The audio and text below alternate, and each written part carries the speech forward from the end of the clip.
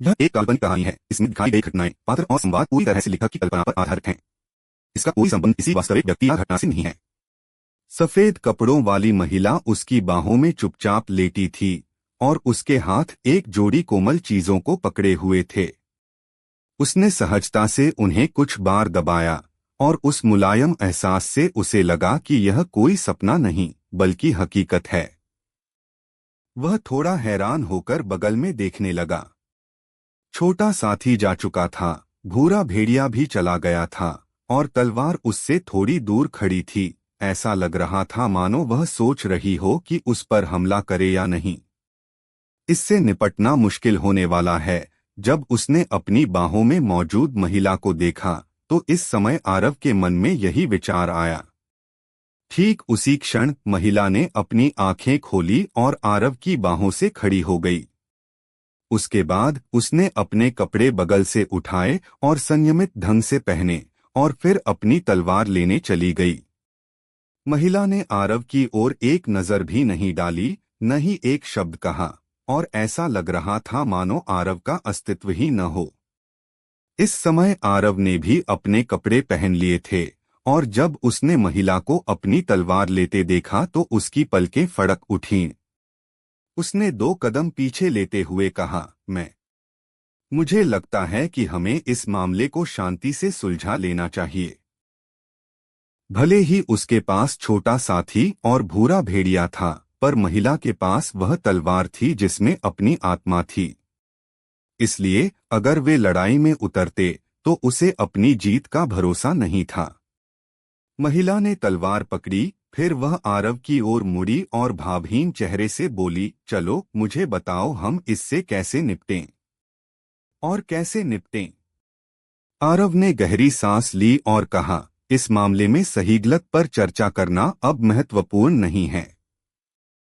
मैं जानता हूं कि अगर मैं कहूं कि मैं जिम्मेदारी लेने को तैयार हूं तो तुम निश्चित रूप से इसे तिरस्कारपूर्ण मानोगी, पर फिर भी मैं कहना चाहता हूं कि मैं जिम्मेदारी लेने को तैयार हूं। कम से कम तुम जिम्मेदारी लेने जितने साहसी हो, बुरा नहीं है। महिला ने ठंडे स्वर में कहा, लेकिन क्या तुम जानते हो, मैं आत्मिक स्तर के 7वें पायदान पर हूं और 1 साल में मैं आत्मोन्नति स्तर की विशेषज्ञ बन जाऊंगी। इस साल मैं अभी 30 की भी नहीं हूं। और तुम? महिला के चेहरे पर न तो कोई उपहास था, न ही उसने आरव के प्रति तिरस्कार दिखाया। वह अत्यंत शांत थी और उसके चेहरे पर कोई भावना नहीं थी। मुझे पता था कि ऐसा होगा।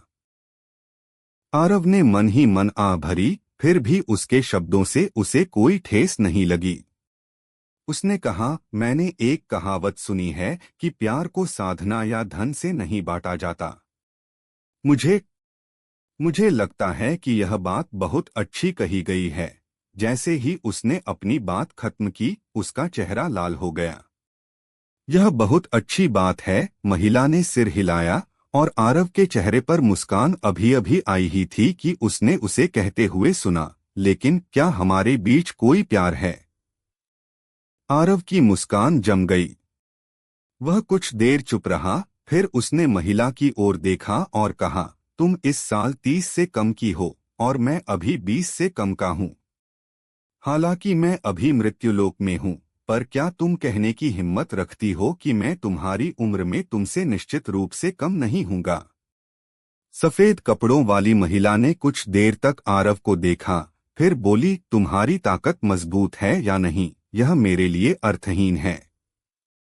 मैं तुम्हें सिर्फ इसलिए नहीं मारूंगी क्योंकि तुम तलवार संप्रदाय के एक शिष्य हो जो शायद आरोहण रैंकिंग में चढ़ सकते हो, और यह सिर्फ इसी वजह से है। यह सुनकर आरव को अपने दिल में थोड़ी असहजता महसूस हुई। बेशक किसी को भी उपेक्षा मिलने पर असहजता महसूस होगी। हर रात की कहानी, हर दिन का धमाका, सिर्फ स्टोरी हंगामा पर। तो अभी सब्सक्राइब करें और बेल आइकन दबाएं, क्योंकि अगली कहानी आप मिस ना कर पाए। हालांकि वह जानता था कि उसके पास उसे उपेक्षित करने की योग्यता थी। कम से कम अभी तो उसके पास ये योग्यताएं थीं। तो फिर तुम इस मामले से कैसे निपटना चाहती हो? मैं तुम्हें पहले ही बता दूं कि अगर तुम मुझे मारना चाहती हो तो मैं बिना लड़े तुम्हें सफल नहीं होने दूंगा। अगर हम बाहर होते तो मैं कुछ नहीं कर पाता सिवाय अपनी जान लेने के। हालांकि हम यहाँ हैं, और अगर हम लड़ते हैं तो यह सिर्फ जीवन और मृत्यु का संघर्ष होगा। आरव ने खुलकर बात करने का फैसला किया। वैसे भी जो होना था वह हो चुका था, और सबके लिए ईमानदार रहना सबसे अच्छा था। महिला ने आरव पर एक नजर डाली और फिर उसने दूर की ओर देखते हुए कहा, महाचिन साम्राज्य और 6 असाधारण शक्तियों सहित दक्षिणी क्षेत्र की सभी बड़ी शक्तियां हर 3 साल में एक प्रतियोगिता आयोजित करती हैं। इस प्रतियोगिता को आरोहण रैंकिंग कहा जाता है। जब वह यहाँ तक बोली तो महिला आरव की ओर मुड़ी और कहा, मैं चाहती हूँ कि तुम आरोहण रैंकिंग में भाग लो और तुम्हें रैंकिंग में जगह पाने के लिए प्रतियोगिता में शीर्ष 30 में आना होगा। उन वर्षों पहले मैंने आरोहण रैंकिंग में 20वीं स्थिति प्राप्त की थी, और जहां तक तुम्हारी बात है तुम शीर्ष 10 में आओगे। आरव की पलकें फड़क उठीं। हे भगवान, मैंने अभी तक बाह्य प्रांगण की परीक्षा भी पास नहीं की है, और मैंने अभी तक वरुण वर्मा के साथ 2-2.5 महीने में होने वाली लड़ाई भी पूरी नहीं की है। फिर भी यह महिला मुझसे उस आरोहण रैंकिंग में भाग लेने को कह रही है। और तो और उसने जो कहा उसके अनुसार आरोहण रैंकिंग एक ऐसी जगह है जहां प्रतिभाशाली लोग मिलते हैं।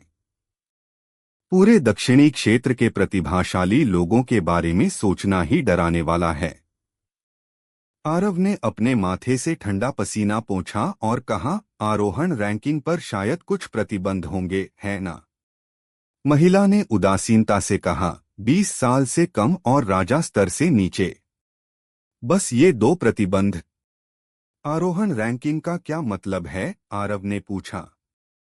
मतलब? महिला ने कुछ देर तक सोचा और कहा, प्रतियोगिता में भाग लेने वाले प्रतिभाशाली लोगों के लिए यह प्रसिद्ध होने का एक अवसर है, और संप्रदायों के लिए यह संसाधनों को फिर से वितरित करने का एक अवसर है। संसाधनों को फिर से वितरित करना? आरव उलझन में था। महिला ने समझाया, महाचिन साम्राज्य में 9 राज्य हैं, और हर एक राज्य में 10 लाख से ज्यादा शहर हैं। हम संप्रदायों और महाचिन साम्राज्य को अपनी शक्तियों में शामिल होने के लिए नई रक्त की निरंतर आवश्यकता है, क्योंकि यह संप्रदाय की निरंतरता बनाए रखने का एकमात्र तरीका है।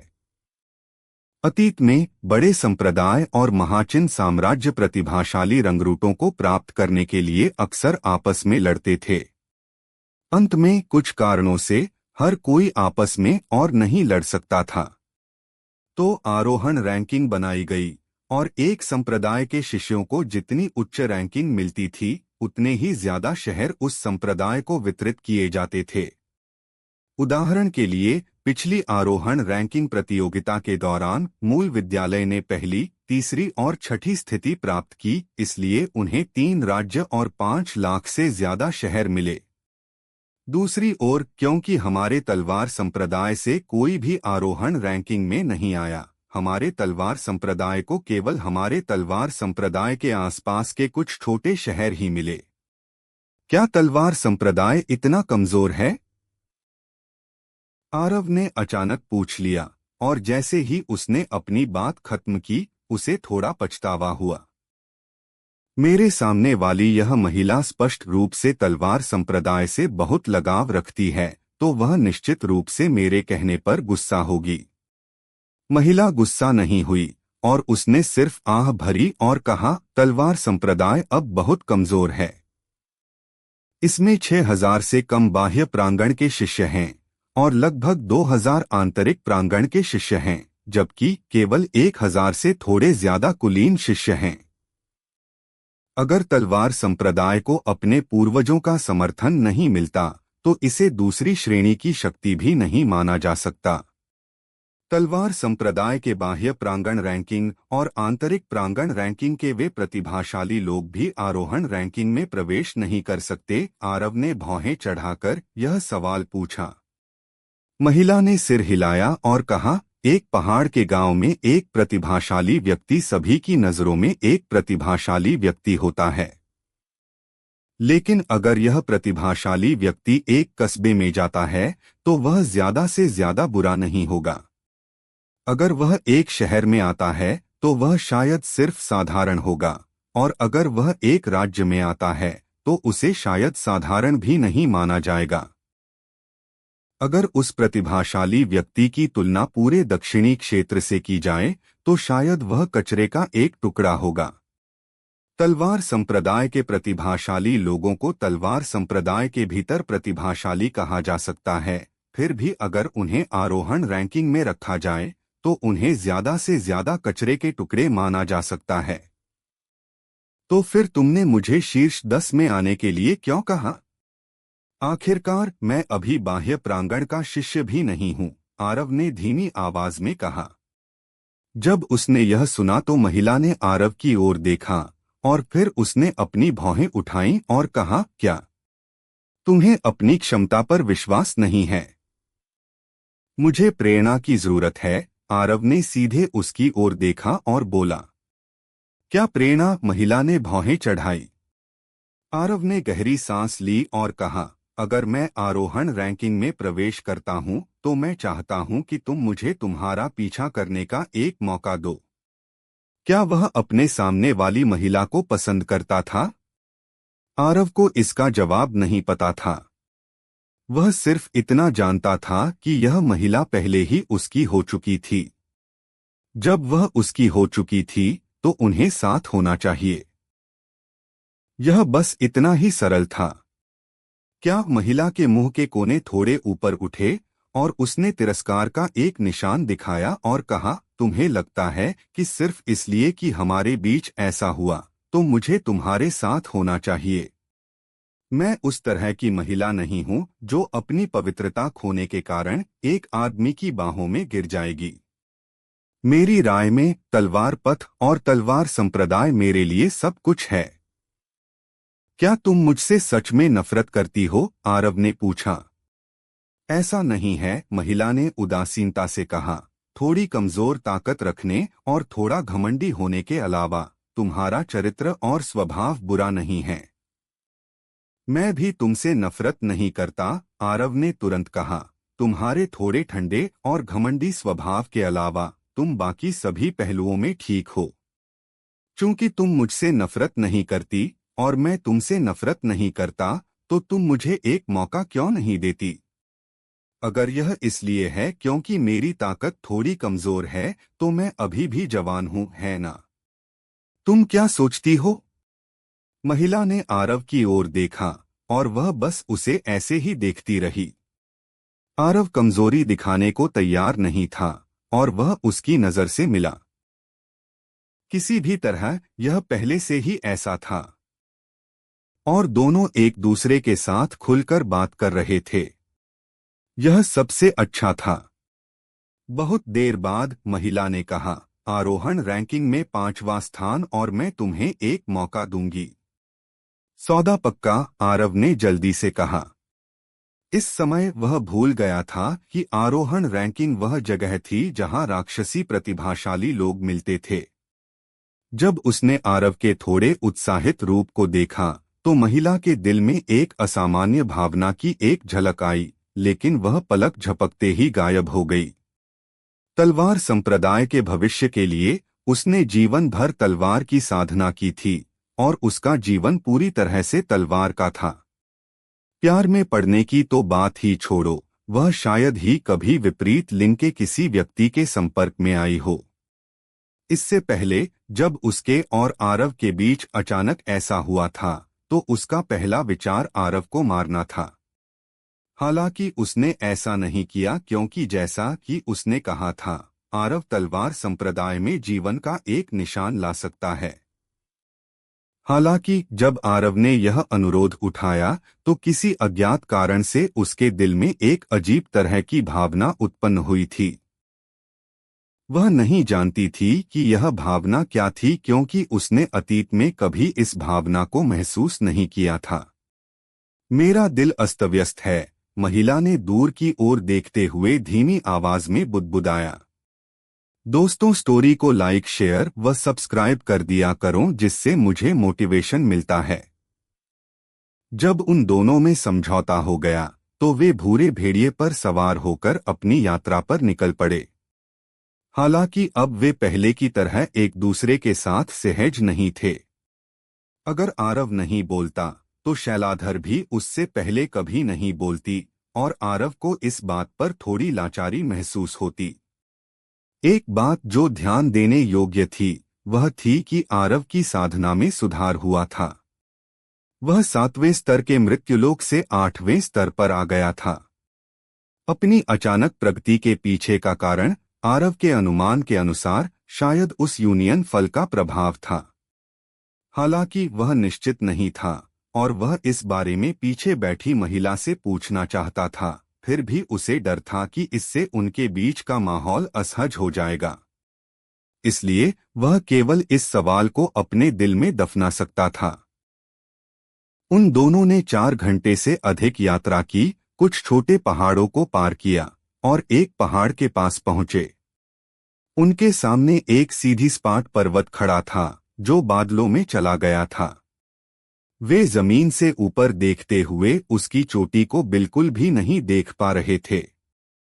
वहां एक घर है। अचानक आरव ने पहाड़ के तल की ओर देखा और उसने दूर एक झोपड़ी की ओर इशारा किया, जबकि उसकी आवाज में सुखद आश्चर्य था। झोपड़ी को देखकर सफेद कपड़े वाली महिला ने माथे पर शिकन डाली। हालांकि उसने आरव को वहां जाने से नहीं रोका। हालांकि उसे लगा कि कुछ थोड़ा अजीब है, लेकिन अब उनके पास इस जगह से निकलने का कोई और रास्ता नहीं था। वे दोनों अभी अभी झोपड़ी में पहुंचे ही थे कि उन्होंने देखा कि झोपड़ी का दरवाजा धीरे धीरे खुल रहा है और फिर एक कुबड़ा बूढ़ा आदमी एक फटे हुए काले लबादे में अंदर से बाहर निकला। वह बूढ़ा आदमी बहुत बूढ़ा था, बेहद बूढ़ा, और यह उस बूढ़े आदमी को देखते ही आरव का पहला प्रभाव था। बूढ़े आदमी का चेहरा झुर्रियों से ढका हुआ था और उसके सिर पर केवल कुछ बाल थे, इसलिए उस बूढ़े आदमी को गंजा कहना कोई अतिशयोक्ति नहीं थी। बूढ़ा आदमी एक छड़ी के सहारे चल रहा था और धीरे धीरे चल रहा था, जैसे कि हवा का एक झोंका उसे नीचे गिरा सकता था। आरव और सफेद कपड़े वाली महिला को देखते ही बूढ़े आदमी की आंखों में आश्चर्य की एक लकीर चमक गई, फिर भी उसकी नजर जल्दी से सामान्य हो गई और फिर वह अपनी छड़ी के सहारे आरव और महिला की ओर धीरे धीरे चला। जब उसने यह देखा तो आरव ने अपने दिल में सदमे को दबा दिया और बूढ़े आदमी से मिलने के लिए जल्दी से भेड़िए से उतर गया।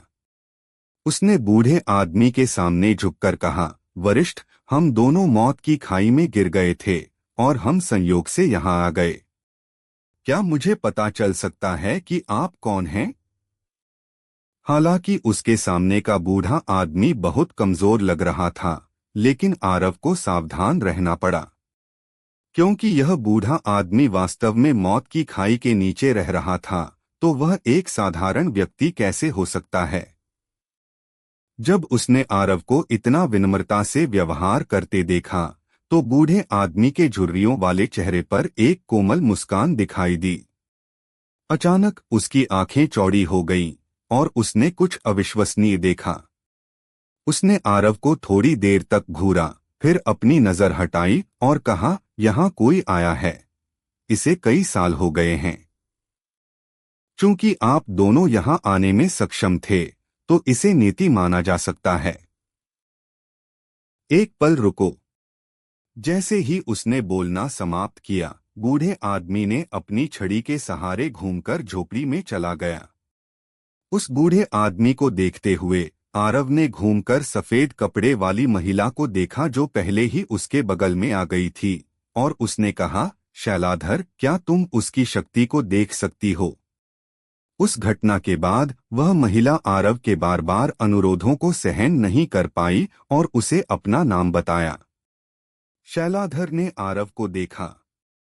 जाहिर है वह आरव को इस तरह से संबोधित करने की आदी नहीं थी। हालांकि उसने इसका विरोध भी नहीं किया।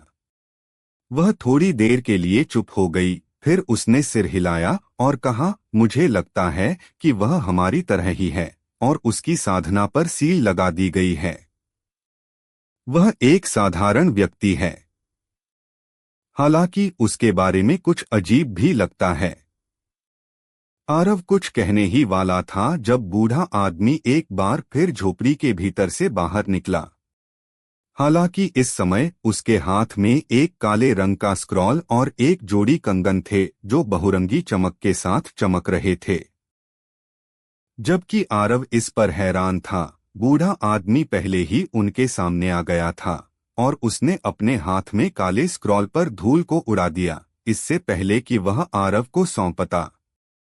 उसने कहा, इतने लंबे समय तक धूल को उस पर जमा होने देने के बाद मुझे इसे खोजने में कुछ समय लगा। मैंने देखा कि तुम तलवार में प्रशिक्षण करते हो और यह तलवार नियंत्रण तकनीक तुम्हारे लिए उपयोगी होनी चाहिए। जैसे ही उसने बोलना समाप्त किया, उसने आरव के बगल में सफेद कपड़े वाली महिला को देखा और कहा, चूंकि तुम उसकी जीवन साथी हो तो यह मेरे लिए अच्छा नहीं होगा कि मैं तुम्हें खाली हाथ लौटने दूं। मैं तुम्हें यह इल्यूसरी क्रिस्टल ब्रेसलेट की जोड़ी दूंगा। मैं उसकी जीवन साथी नहीं हूं। शैलाधर की भौहें उठीं। अगर यह बूढ़ा आदमी ऐसा नहीं लगता कि वह आधी ताबूत में था तो उसने शायद उस पर हमला कर दिया होता। आरव को डर था कि शैलाधर और बूढ़े आदमी के बीच संघर्ष पैदा हो जाएगा, इसलिए वह बूढ़े आदमी के सामने जल्दी से खड़ा हो गया और बूढ़े आदमी के सामने झुककर कहा, वरिष्ठ, बिना दर्द के कोई लाभ नहीं होता। हम अभी पहली बार मिले हैं, फिर भी आपने हमें ऐसे उपहार दिए हैं। यह आरव और शैलाधर दोनों ने उपहारों को स्वीकार नहीं किया था क्योंकि उनके सामने यह बूढ़ा आदमी बहुत अजीब था और उसने उनसे मिलते ही उन्हें उपहार दिए थे। तो आरव उपहारों को स्वीकार करने की हिम्मत कैसे कर सकता था? बूढ़े आदमी ने नाराज शैलाधर को देखा और फिर उसने आरव को देखा। थोड़ी देर बाद उसने कहा, मैं जल्दबाज था। हालांकि मेरा कोई गलत इरादा नहीं है। ये दोनों चीजें मेरे पास बस ये धूल में पड़ी थीं, इसलिए आप दोनों को देना बेहतर है। जब उसने यह सुना तो आरव को लगा कि मना करना अच्छा नहीं है, इसलिए उसने बूढ़े आदमी से स्क्रॉल प्राप्त किया। वह इसे खोलने और देखने ही वाला था जब स्क्रॉल तुरंत हरी रोशनी की एक लकीर में बदल गया जो उसके हाथों में गायब हो गई। अचानक उसकी आंखों के सामने का दृश्य अचानक बदल गया और वह एक विशाल भूरे संसार में आ गया। जब आरव पूरी तरह से हैरान था तो उसने देखा कि एक काली आकृति अचानक उससे बहुत दूर नहीं दिखाई दी। काली आकृति ने एक तलवार पकड़ी हुई थी और उसकी पीठ आरव की ओर थी। जैसा कि उसने कहा, तलवार नियंत्रण तकनीक, एक निम्न ग्रेड पृथ्वी रैंक तलवार तकनीक। मैंने इसे अनगिनत तलवार तकनीकों को इकट्ठा करके बनाया है और यह अनगिनत तलवार तकनीकों से आती है। हालांकि यह दुनिया की अन्य तलवार तकनीकों के विपरीत है। यह तलवार तकनीक दिल से तलवार को नियंत्रित करने पर जोर देती है और यह तलवार ची या तलवार चाल से विवश नहीं है। यह अपनी मर्जी से चलती है। जैसे ही उसने बोलना समाप्त किया, काली आकृति ने अपना दाहिना हाथ हिलाया और उसके पीछे की तलवार आसमान में चली गई। उसके बाद काली आकृति ने कोई हरकत नहीं की, फिर भी तलवार हवा में एक चंचल बच्चे की तरह लग रही थी। यह थोड़ी देर के लिए दाईं ओर चली गई, फिर बाईं ओर चली गई, फिर आगे बढ़ी, फिर तेजी से नीचे उतरी और इसने हवा में सभी प्रकार की हलचलें की। किनारे पर आरव का ठोड़ी इस दृश्य से लगभग जमीन पर लग गई थी और उसने बल के साथ एक घूंट थूक निगला, इससे पहले कि वह बड़बड़ाता। दिल से तलवार को नियंत्रित करना, वह वास्तव में दिल से तलवार को नियंत्रित कर रहा है। यह इसका अंत नहीं था। तलवार जो हवा में लगातार नाच रही थी, अचानक तेजी से कांप उठी। उसके बाद तलवार की नोक से तलवार की एक लकीर आसमान की ओर तेजी से शूट हुई। अगले पल में तलवार ने विभिन्न दिशाओं में तलवार की कुछ लकीरें शूट कीं और एक समय के लिए तलवार हवा में एक दूसरे को काटती रही। 100 से अधिक तलवारों को बाहर निकालने के बाद तलवार और काली आकृति धीरे धीरे गायब हो गए।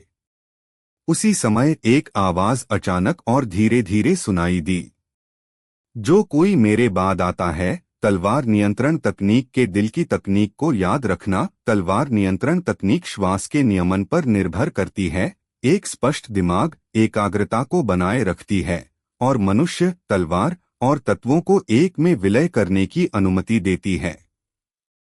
इस सूत्र को पूरा करने के बाद आरव ने तुरंत अपने चारों ओर घूमते हुए आकाश और पृथ्वी को महसूस किया, और जब उसने अगली बार अपनी आंखें खोलीं तो उसने बूढ़े आदमी को एक मुस्कान के साथ उसकी ओर देखते हुए देखा।